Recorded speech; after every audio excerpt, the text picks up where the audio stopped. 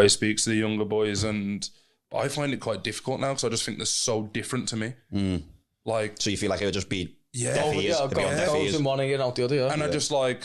Connor Goldson has been controversial on the pitch this season for Rangers and other previous seasons as well, but this season he's decided to throw the off-the-pitch antics into it, as during a podcast where he was talking about his heart surgery from a few years ago before he joined Rangers, he talked about the youth team at Rangers and how young players and just young people in general have changed, that they're not willing to look the more senior players in the eye and even acknowledge them. But to be honest, people are blasting Goldson for this, but it seems to be that he's just kind of having a go at the younger generation rather than the youth players. And I get both sides of the argument, because with Connor Goldson, you've got the vice captain.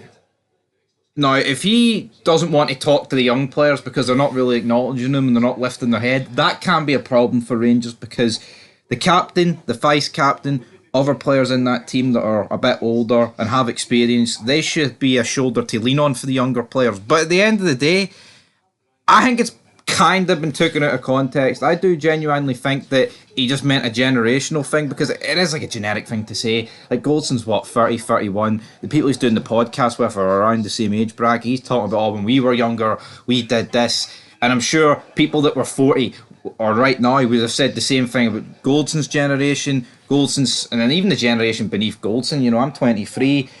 That generation can even say the same soon about the generation that's 10 years behind them. It's just the way the world works. Each generation is different in its own right, but you can't just say it, paint them all with the same brush. But because he's vice captain, we've seen a blow up on social media. Like, Rangers fans are having a meltdown over these things. Like, oh, this isn't vice captain material. Oh, that he can never play for Rangers again. Strip him of the vice captaincy. Strip him of the shirt. I think that's an over-exaggeration. I think what he should be stripped of is due to how he's been playing and how shite he's been. I don't think it should be because of these comments. I don't think these comments are that bad. Like, when we initially seen this earlier, I was like, oh, Connor Goldson trending? What has he said? I was imagining he was going to come out and say similar comments to what, like, Dujon Sterling said earlier this week, or last week, sorry, when he said that they're shite and that we don't know if we have the belief. I was expecting comments like that. Goldson saying, the belief's not been there even since I walked through the door back in 2018. I was expecting comments like that. But all he's saying is that, young players these days don't really have the manners to say good morning to you and keep the head up. And again, like, if you actually look at the outside world, see, when you're walking down the street, people are glued to their phones. Nobody says hello to each other anymore. Really? Is it a younger generation thing? I think we're looking far too much into it. I think Connor Goldson needs to be given a break for this. I've seen a lot of people saying, he got his heart replaced and they replaced it with the heart of a mouse, which, it's kind of funny because his arse has went a few times, but, heart surgery aside, he's not been good enough on the pitch, and I think these comments have been taken out of context. I think a lot of fans are just looking for any excuse to blame Connor Goldson. Like, there's been a lot of heat on him. If you look at John Souttar, I think John Souttar's been a wee bit better than Goldson this season, but he has made quite a lot of mistakes against Hearts.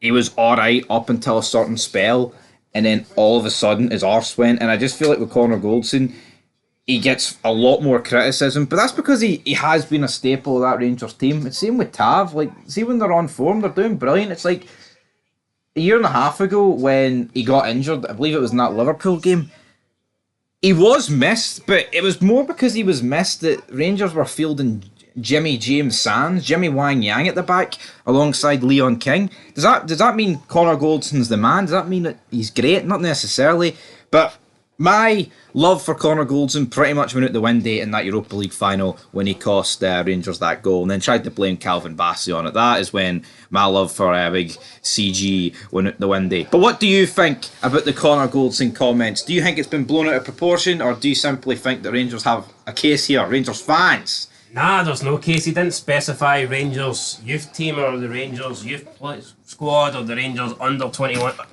He was talking more about a generational thing, about kids in general. I don't see this as an attack on Rangers or the Rangers youth team or the Rangers youth players.